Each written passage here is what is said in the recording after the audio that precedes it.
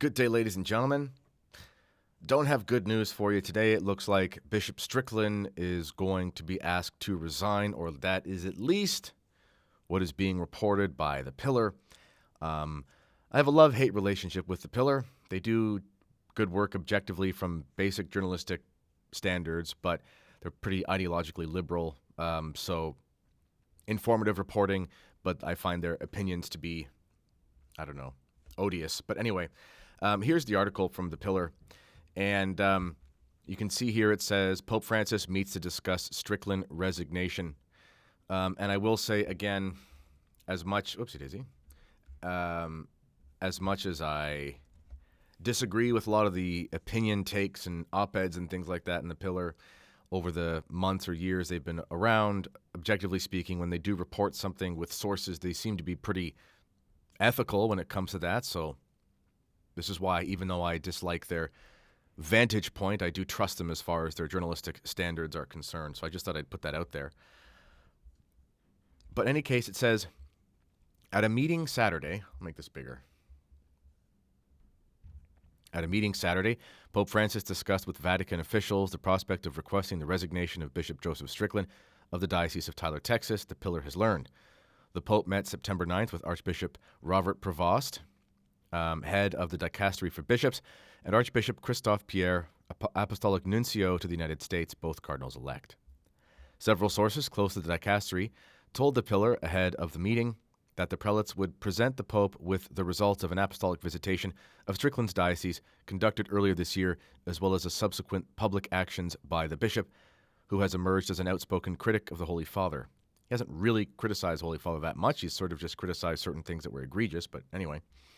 The situation of Bishop Strickland is the agenda, one senior official close to the dicastery told The Pillar, and the expectation is that the Holy Father will be requesting his resignation. That will certainly be the recommendation put to him.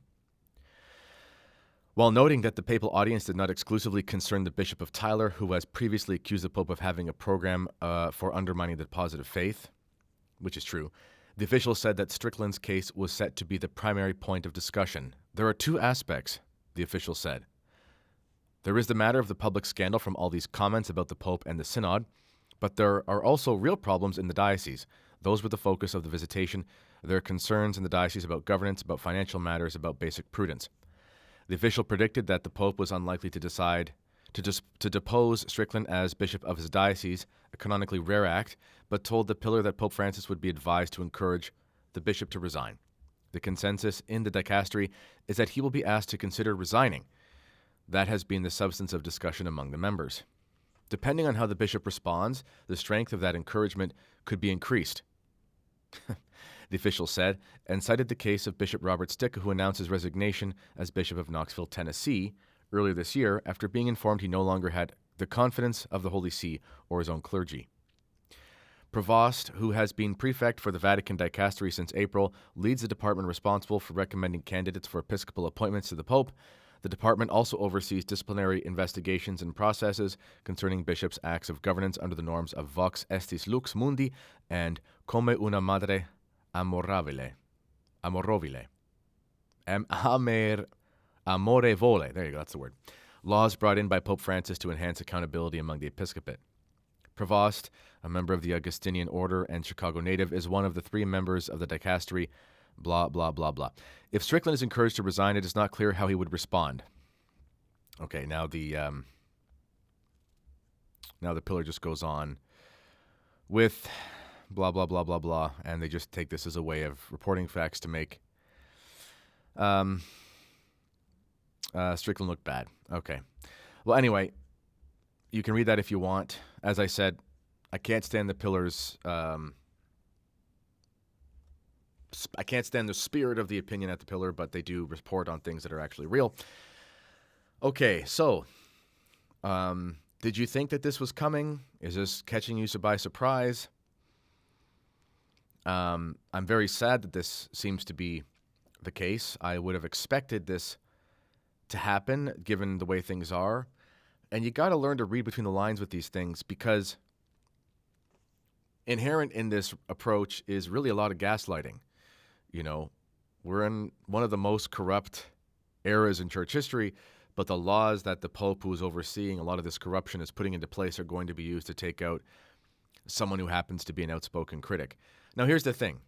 You have to prepare yourself over the next little while for there to be uncomfortable pieces of information coming out. Here's what I mean by that. Just for a moment here, do a little self-reflection. Think about how you've handled your money. Think about how you've handled your time. Think about the text messages you sent. I mean, just imagine if you were put under the microscope by the IRS or somebody like that. If they want to get you, they're going to get you. There's no way to escape it. I mean, you're going to have to be like Ned Flanders from The Simpsons to never have anything wrong. Okay. I've never met Bishop Strickland. I know many people who know him and think he's a great man. I know people who know him who think he's a great spiritual father. But I imagine when they do a fine-tooth comb into all of the actions that have happened in his diocese, they're going to find people who don't like him, and they're willing to talk about him, just like they'd find people who don't like you if they were investigating you. They're going to find people who say that Bishop Strickland shouldn't have spent money on this and spent money on that. They're going to find people who are going to say, I told him like this, but he ignored me, blah, blah, blah, blah, blah. I used to work in Catholic education. There were some administrators that I didn't care for. There were some administrators that I thought were great. But even the great ones, they made mistakes. Doesn't mean they're not good men. It doesn't mean that they're not excellent administrators. It just means that human beings don't know all things and can't always do all things perfectly. Bishop Strickland is a great bishop. But they're going to find things about him, and they're going to try to smear his name. You have to be prepared for that. And you have to pray for him, because this isn't fair what they're doing. Goodness gracious. The Bishop of London, Ontario, the Diocese of London, Ontario, where I live, I don't live in London, but in that diocese, he literally kicked out unvaccinated priests. The stuff that goes on in this diocese is insane. The amount of heresy, the amount of sacrilege, the corruption. I know what happens if anyone from the diocese is watching. I'm just being honest, I'm a little bit well known, and people contact me and they tell me things, and there are a lot of things that I don't report because I'm not trying to smear anyone's name that I know or whatever, and I want to be careful with these things. But there are skeletons in the closet that would make the think about the worst era in papal history with prostitution and things like that happening in the Vatican. I mean, there are things happening in dioceses in Canada, in the United States, that bishops know about right now that would make your skin crawl. That's a fact. And they hope to God they don't get out. I bet none of that applies to Bishop Strickland. The only reason I bring that up is because there is corruption at every single level of the Catholic Church right now at the diocesan level. There just is. And if you say there's not, you're kidding yourself. If you're one of those conservative Catholics with your head in the sand, thinking if we just obey harder and do the catechism harder, we'll all be fine. It's absolute, complete, utter nonsense, and you got to stop gaslighting everybody. There's corruption in your diocese right now. There are very few good bishops out there, and Bishop Strickland happens to be one of them. But they'll still find a way to bury him if they want to.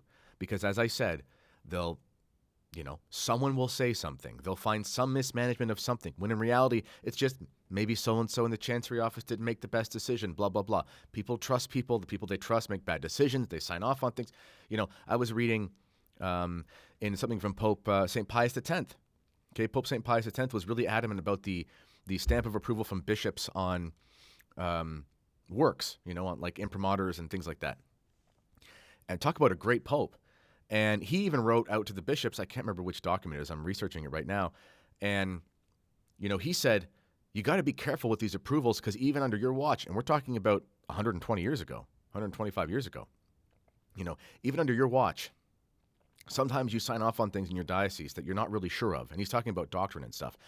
So my point is even under a great pope talking to a lot of bishops who were objectively great bishops at a time, but that was nowhere near as corrupt as now, even then the pope is saying in some cases with these great bishops there was some oversight when it came to doctrinal things that were okayed in books and stuff like that. Okay, so my point being is they're going to find something on anyone they want to find something on. You know, the old expression, you can indict a ham sandwich. You can indict a ham sandwich. I have a lawyer friend in the States, and he says, I'm not even American. And he says, Kennedy, if I wanted to trump up charges on you, take me an hour and a half, and I could, have you pulled in by the guards next time you cross the border. It wouldn't amount to anything. It's like what they're doing to Donald Trump. I mean, these aren't real things, but there are enough things that from a perspective of legal proceedings, you get stained with the idea of, you're a person who is bad. Okay? These things happen. So prepare for, first of all, pray for Bishop Strickland. Secondly, whatever information that they're going to release about what's happening, you have to test that information. You have to look for the right sources for that information. You have to be very skeptical of that information, and you have to understand in context. That's all I'll say. Because it's unfair what they're doing to him, and pray for the people of Tyler, Texas, that they don't get a replacement that kind of undoes all the good work Bishop Strickland has done. And if you're one of those conservative Catholics, liberal conservative types like the people who run the Pillar, and you're going to be all giddy about this because, they got rid of the guy that I don't like. They never stop. The revolutionaries never stop with the person who's the quote-unquote extremist. It's like when they went after Alex Jones. A lot of conservatives saying, that guy's crazy. And yeah, Alex Jones might be crazy, but they didn't stop. Alex Jones was a test case. They'll go after Bishop Barron next because Bishop Barron says things that aren't with the program just because he's basically conservative. They'll go after everybody. They won't stop until everyone left is Cardinal Cupich. You have to understand that. So be careful about this smearing the good bishop and things like that. If you're a Catholic who literally believes in Catholicism and is somewhat conservative and you have a public persona, if they can go after Bishop Strickland, they're going to go after you too. So you reap what you sow, ladies and gentlemen. As always, let me know what you think in the comments, and most importantly, please pray for Bishop Strickland. This has been the Kennedy Report. Until next time, God bless.